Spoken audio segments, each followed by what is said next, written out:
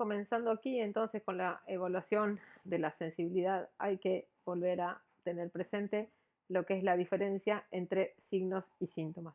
Los signos clínicos son estas manifestaciones objetivas, clínicamente fiables y observadas en la exploración.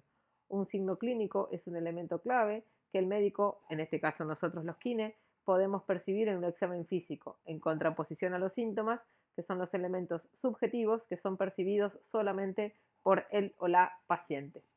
Entonces, en el caso de la fiebre, el edema, el enrejecimiento de una zona del cuerpo, son signos clínicos. En cambio, el dolor, el cansancio, los mareos, la parestesia, el hormigueo, o los mareos, son síntomas que va a relatar el paciente. Entonces aquí en la evaluación de la sensibilidad vamos a hacer la valoración neurológica que está sustentada bajo los tres pilares de la sensibilidad, el componente motor y los reflejos. Entonces tenemos que tener claro que la sensibilidad se define como la percepción de estímulos originados en el individuo o en el medio ambiente. Por ejemplo, tenemos a la parestesia, que son hormigueos, pinchazos, la alodinia, que puede ser el dolor al roce con estímulos no dolorosos, la causalgia, que es un conjunto de alodinia, que es un dolor quemante, inflamación, hay una disfunción vasomotora y de origen nervioso. La hiperpatía es cuando hay un aumento de la reacción ante un estímulo repetido. Entonces, detrás de estos fenómenos sabemos que pueden esconderse causas de diversa índola, aunque destacaremos aquellas que son de origen traumatológico, por ejemplo, el daño neural, causados por estímulos mecánicos, como puede ser el síndrome del túnel carpiano, irritación directa del nervio después de la tracción, movilización o traumatismos del aparato locomotor. Y para realizar la valoración de la sensibilidad debemos procurar facilitar la concentración del paciente, ser claros en nuestras explicaciones, no fatigarlo, vigilarlo que mantenga los ojos cerrados, evaluar primero siempre el lado sano y luego el lado enfermo y comenzando a aplicar estímulos de distal a proximal.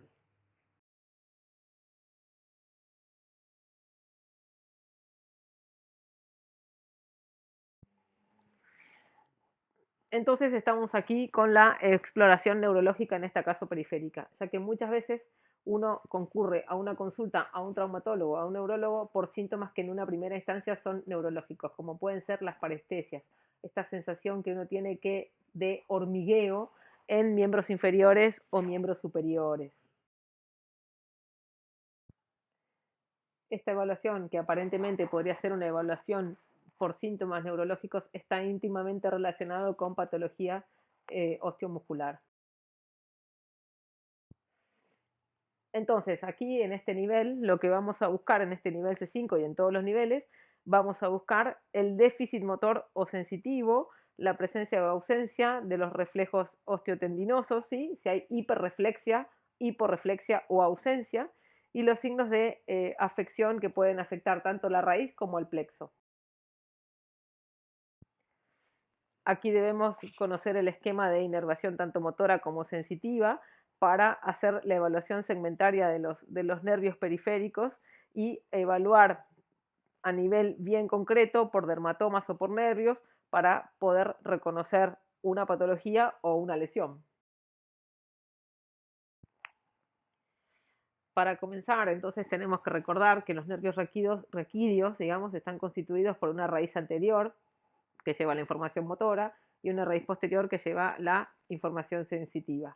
Existen en 31 pares, ¿sí?, que salen del canal raquídeo a través del agujero de conjugación. Estos pares están constituidos en 8 pares cervicales, 12 torácicos, 5 lumbares, 5 sacros y 1 coxigio.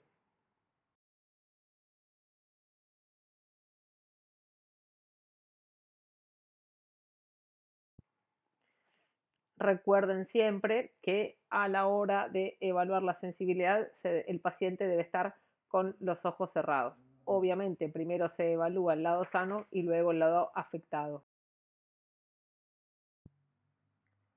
Cuando nos disponemos a evaluar los reflejos, ¿sí?, tiene máximo interés semiológico, ya que la persona no puede interferir, como puede haber algún tipo de subjetividad, tanto en la evaluación motora como en la evaluación sensitiva.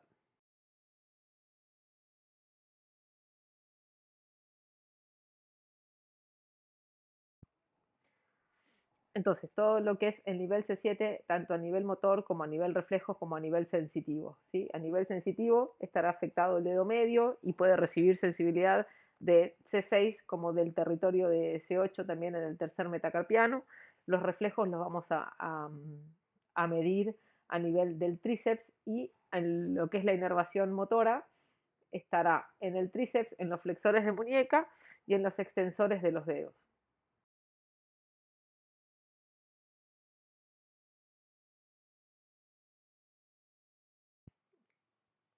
Para el caso del nivel C8, ¿sí? La inervación sensitiva estará en la cara interna del antebrazo y de los dedos anular y meñique. Los reflejos, a nivel C8 no hay reflejo osteotendinoso y lo que es la inervación motora está dada en el flexor común, superficial y profundo, en los músculos lumbricales.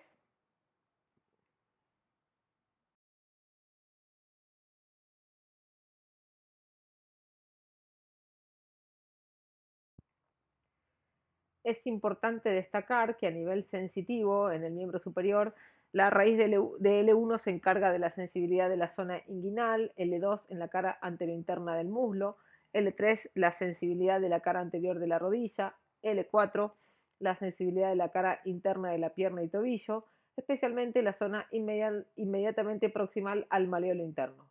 El dermatoma de L5 incluye la cara externa de la pierna y el dorso del pie y se explora testeando la sensibilidad de la zona del primer espacio interdigital. En cambio, la distribución sensitiva de S1 es por la cara posterior de la pierna, como vimos anteriormente, y del pie, y se explora en la cara externa del talón y del quinto dedo. En cambio, la raíz de S2, que es la encargada de la sensibilidad de la cara posterior del muslo y de la rodilla, se explora testeando el hueco popliteo. La sensibilidad de S3, S4 y S5 corresponden, como dijimos anteriormente, a la región perianal, que es la silla de montar. Y a nivel motor, de cara a valorar las raíces de L1 y L2 que van a inervar el psoas ilíaco, ¿sí? L3 en general se valora por la acción del cuádriceps, aunque el cuádriceps recibe inervación de L2 y L4. El L4 también inerva el tibial anterior. L5 se encarga de la inervación del extensor común de los dedos y el extensor propio del dedo gordo, ¿sí? La raíz de L5 también inerva el glúteo medio, y S1 la inervación motora de los flexores plantares del pie, gemelos y sóleo en este caso, eversores de tobillo, extensores de cadera, como es el caso del glúteo mayor, y las raíces de S3, S4 y S5 se encargan de la inervación de la vejiga, la musculatura intrínseca del pie y el esfínter anal.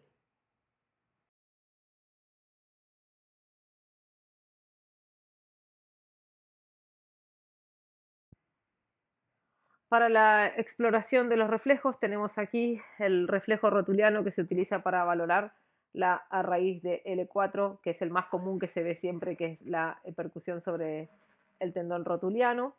Luego el reflejo del tibial posterior que valora la raíz de L5.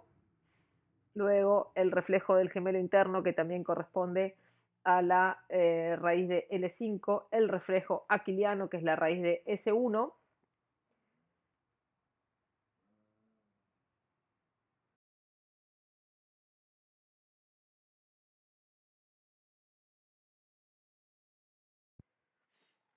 Acá lo que podemos observar es cuando a nivel S1, ¿sí? Es por la cara posterior de la pierna y la planta del pie. Y se explora especialmente en la cara externa, en el talón y en el quinto dedo.